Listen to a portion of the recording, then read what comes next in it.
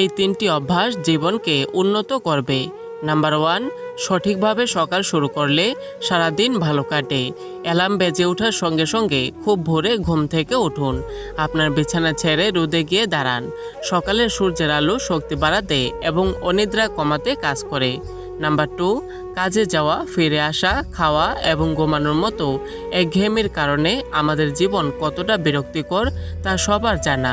তাই এই চক্র থেকে অবসরে অপেক্ষা না করে ছোট ছোট মুহূর্তগুলো উপভোগ করতে শিখুন।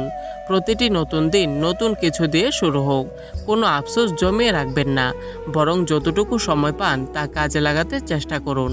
নাম্বার 3, তাড়াহুড়ো করে ঘর থেকে বের হবেন না। নিজেকে আকর্ষণীয়ভাবে উপস্থাপন করতে জানা একটি বড় গুণ।